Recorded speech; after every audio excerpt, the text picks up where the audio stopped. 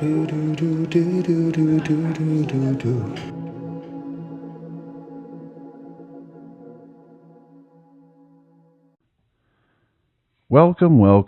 to the Red Bean Podcast, New Orleans edition. This is your host, Mr. Toad. And I'm Dr. Frog. We're going to be talking about Code Geass. Yes. I really wanted you to see it. Actually, this is the one where I really feel like this is a show we should watch from the beginning to the end. I can tell you're passionate about it. Oh, man, I love this show. I can't get enough of it. It's like, it's funny because I'm reliving some of my favorite shows, and this is one of the few where I actually watched from the beginning to the end. And so what's your impression of the last 3 episodes? Was it in 2 seasons? You see, I don't know how many seasons. I think there's only 2 seasons as far as I'm aware. And you've seen both of these? I believe if the set that I have is both the first and second season. Yeah, it does include both, I think. Yeah. So for me, I have not seen any of the second season, and I think 15 years ago or so, I saw the first season. Don't remember much about it. I remember thinking, boy, this is a lot like Gundam Seed. There's politics, there's mechs, there's a bit of a power fantasy going on. It's an interesting story while balancing at the same time school life, as you'd expect in any good Japanese, any sort of anime involving school. Well, any self-respecting anime definitely has to have some uptight, school children who are at the cutting edge of their saving the world.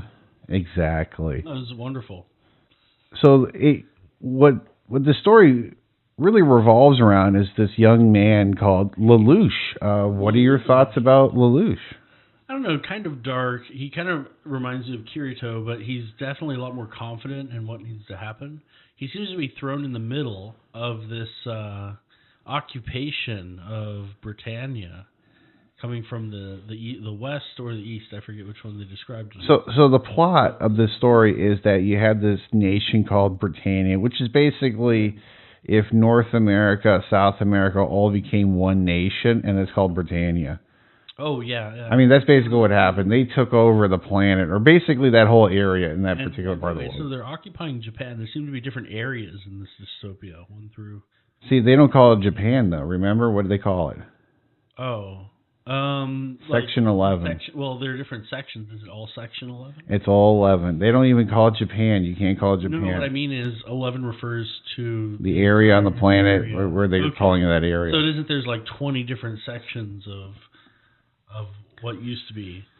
What I like about it is like this idea that it's dehumanizing the people that are there, and there's like this certain fervor of the characters within the story who are rebelling against Britannia. Yeah. This kind of reminds me of some historical event like the United States when we rebelled against England.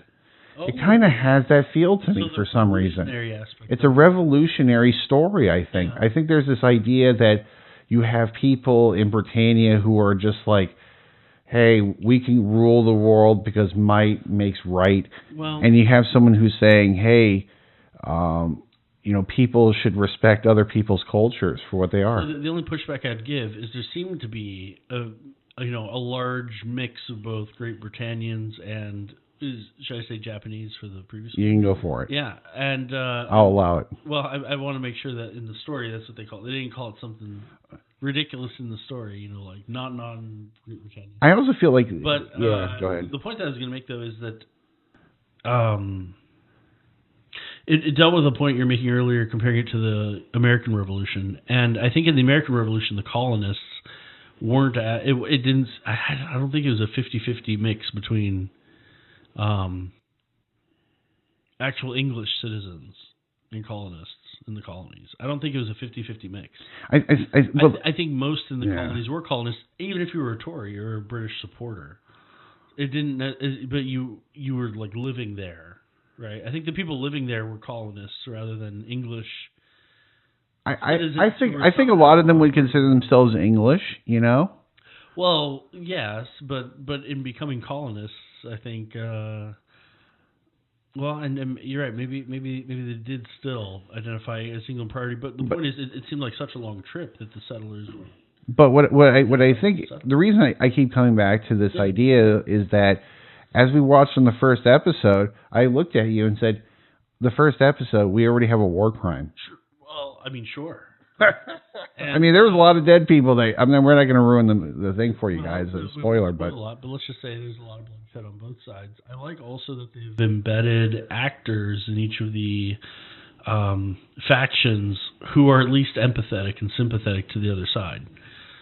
Right. So we're introduced to a great Britannian, someone who's in the army for the Great Britannia, but they're somewhat empathetic towards terrorists, and then people who are terrorists who are somewhat empathetic. I also like this aspect of them trying to say the Japanese are like this almost second-class citizen within this world.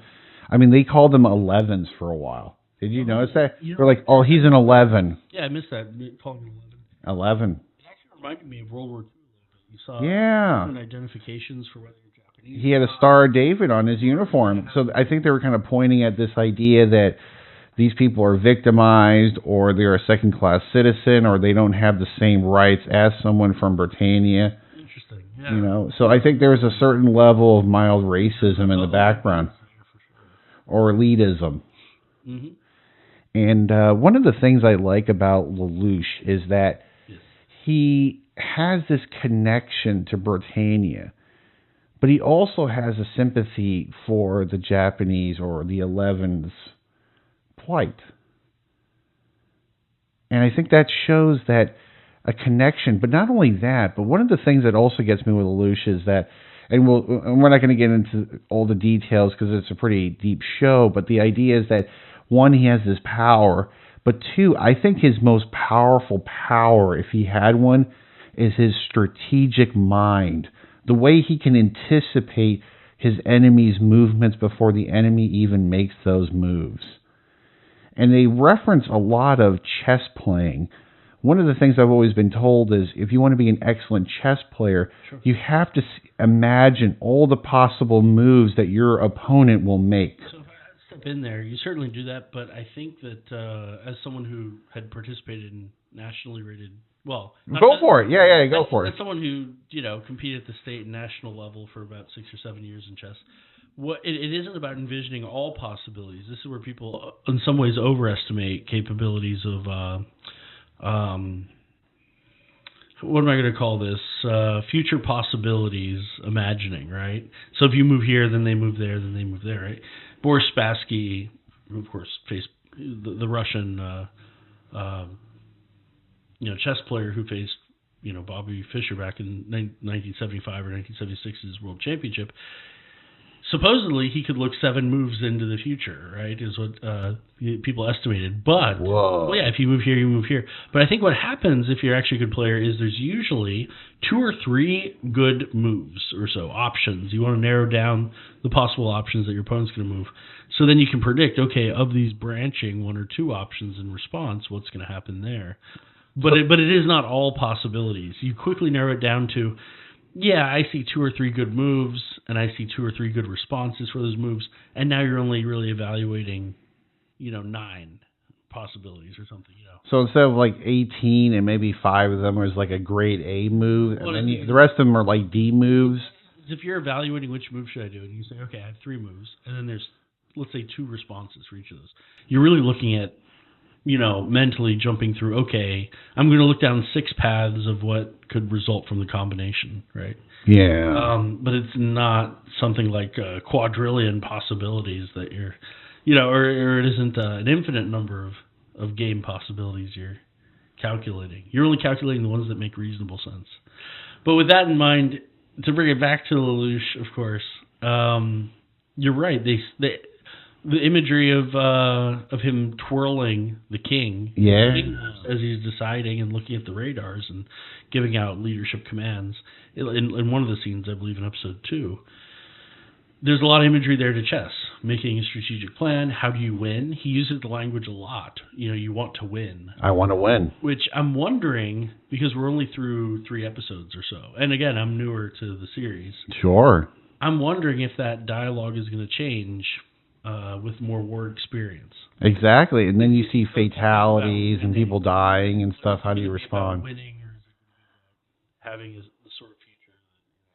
Because my question has always been, what does winning look like, and what does it not look like? I think we can all imagine us running past the finish line, getting the gold medal. Certainly. But if you get the gold medal, but then you found out later on that, such a number of people die or something. Yeah. Does it feel like you're still winning? Or if you win at the expense of destroying all of humanity or yourself. Yeah, or somehow you're taking away of trying to run really fast through a finish line where at the finish line is a brick wall. Yeah, you successfully crossed it, but to what end, right? If there's a brick wall on the other side of that finish line. It kind of reminds me of the drag racing a little bit, with those little the big wheels in the back, two little big ones and a little wheel in the front. Yeah. They say if they don't deploy the airbag within a certain amount of time, there's a possibility that they could either hit the wall or two, if they brake too fast, it can cause blindness. Meaning as your body's lurching forward because of the stop, it pulls your eyes forward. Oh, wow. It could detach your eye from your retina. From the centrifugal force of going from going 300 miles an hour to like 20 miles an hour. Separate from the vision force. Yeah, it'll detach. By the way, going back to your running analogy, in terms of what it means to win, right? It reminds me of Zeno's paradox. Okay. Are you familiar with Zeno? No, go for it. It's an ancient Greek example. Zeno said, this is what we live for. It was in mathematics. He said, so imagine, I'm just going to use the arrow example. Some people use it as approaching something. When you shoot an arrow, it first must travel half the distance to the end point.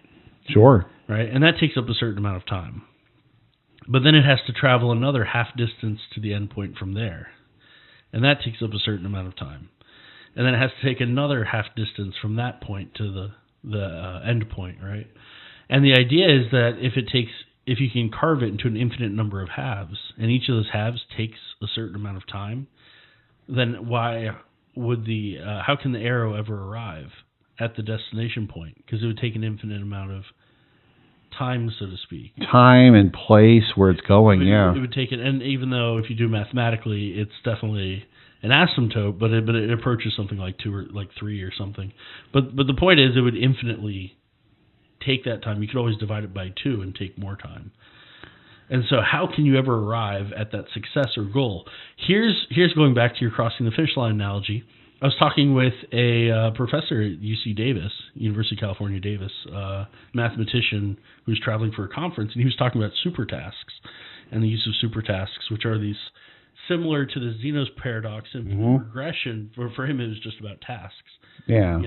If you can divide the simple task. If you split all these tasks, how many can you complete within the shortest time? Well, So, but basically, I asked him. I said, would the way of getting around this paradox be through boundary redefinition? Which is the reason if you have some distance or point past that finish line, now you can redefine, let's say, your point in time of being the arrow reaching the target as only a half a distance from some other point to that point beyond that. And so now it's not taking an infinite amount of time to arrive at the point.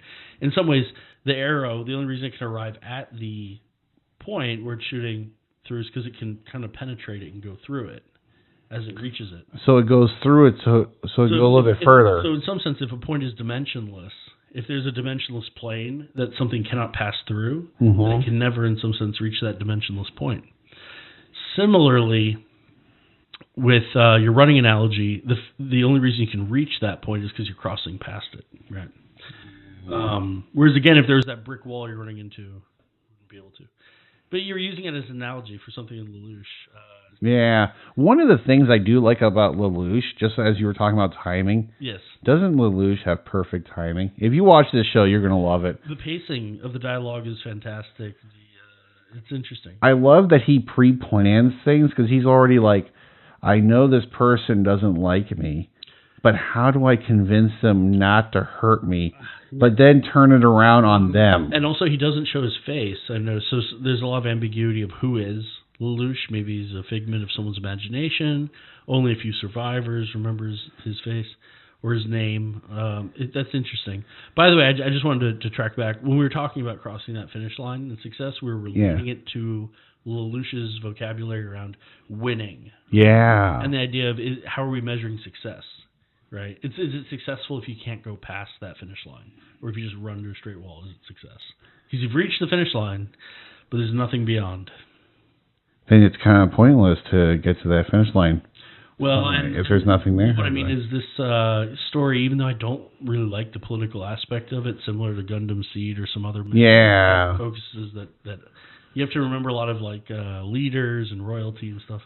Anyway, ignoring all of that though, this anime tackles those sorts of complexities of who's really good, is just not fighting good. But, how do you negotiate that for either side? Or I would even go a little bit further. Both are going to Who is the best fighter? Who is the best strategist? And that's the thing about this show that I love about the aristocrats. They must be sitting on their laurels or getting kind of weak or something, because when he shows up, he starts tearing apart their systems. He draws people in to destroy them. He circles them when he can. He convinces people who shouldn't believe him to follow him because they have no other choice, or they're going to die. There are a lot of forced interactions between the characters that I've noticed. And again, this is just from the first 3 episodes. But people are put in positions where there's a gun pointed at them and they're forced to... It's either I'm going to get shot or I'm going to work with this random guy. You're going to work with this random person who's here and you don't know if you can trust them or not. They play a lot with trust. Like, can I trust what you're saying? Can I trust you? Who are you? Yeah. Who are you? Yeah. No, it's well done. It's a good way of introducing characters and forcing their interactions. What would I change about it, though?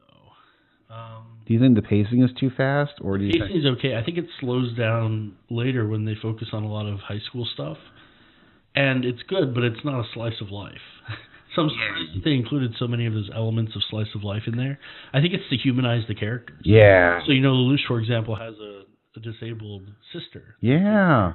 And the tragic story, we won't get into that in our particular episode, but as we get further into the show, we'll talk more about the relationship between Lelouch and his sister. But one of the things I would say about Lelouch that I do like about it is that he kind of has this internal locus, or this idea of what is right and what is wrong. Yes. And whenever he can best one of these aristocrats, boy, oh boy, does he smile on that kind of stuff. I know I'm only into episode 3 or so. Do you know what this also reminds me of a little bit is Death Note? Yeah. Because you have that chess match between, let's say, Kira and L or N, right? Yep. And you have that kind of light, yep. Yeah, light, Yagami, I think is the name. I haven't seen that in even longer. That'll definitely be a show. We're going to have to watch the live action. I didn't see the most of the live action movie. I usually stay away from live action. That was pretty good. I'll have to show it to you. I heard the One Piece one's really good, the live action of it. But I haven't checked that. I wasn't impressed with Bebop's live action. And Death Notes, I think. I saw part of that movie on a plane flight. But either way, there's also, so not just in the tactical piece, but also in the piece that you were mentioning. They both talk about political elements as well. Corruption in police and government is something that's thought about. And both main characters have that very definitive sense of what's just. Kira feels justified in certain killings, right? And then Lelouch.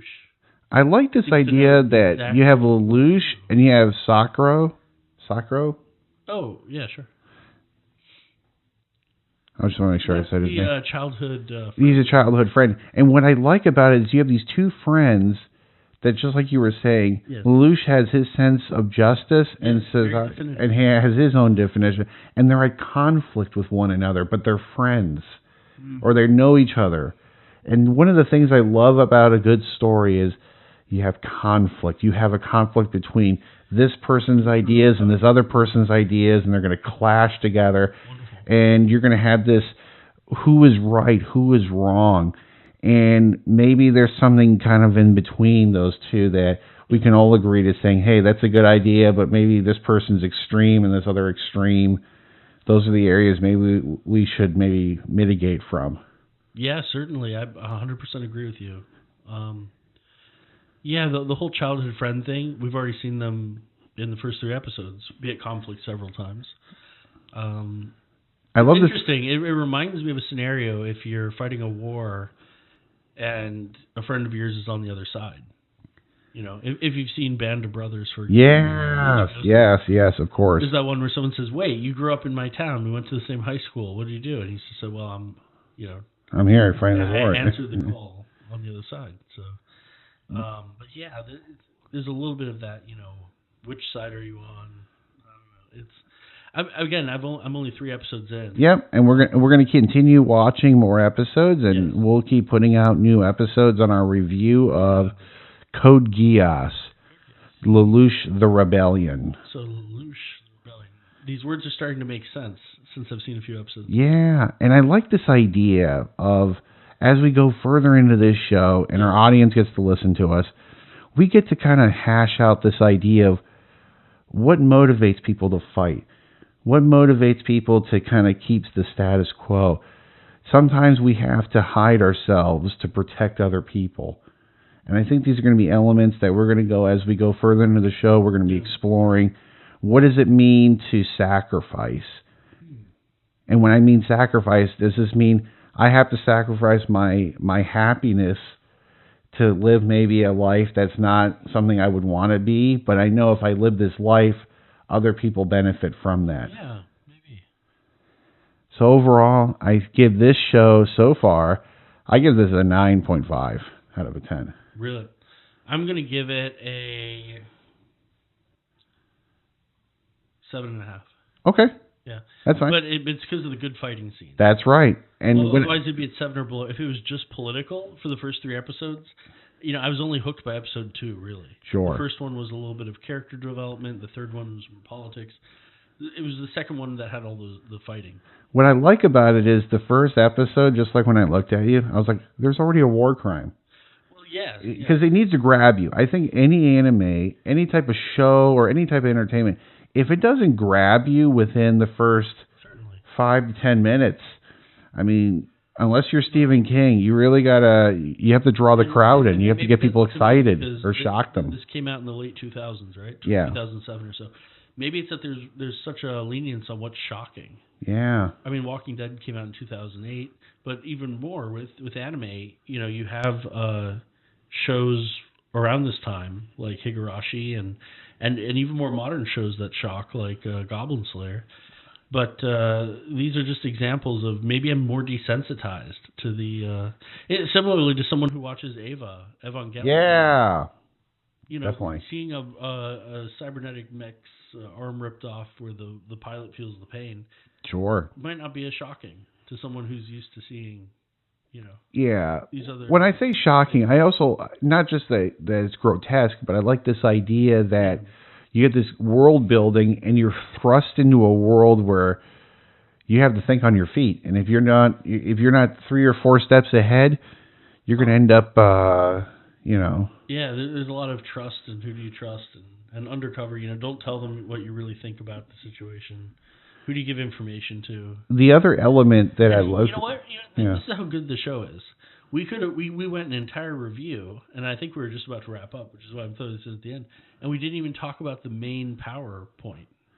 Yeah. The getting the ability. Yes, the power, and we'll wrap it up on that. That's the point of the show, but the rest of it is so full world building that we could talk about the conflict politically, internally between the characters, and not even mention. I think we're going to hold off on his power on the next episode, because that is an episode on its own. I think when we talk about power, and the reason I say it's its own episode is that there are rules with this power, and I think we have to watch more episodes where you really, because when it's bad if you use it, does the person get a headache every time you use it? No, you see, here's the thing. It's like, how do you use this power in such a way to benefit you?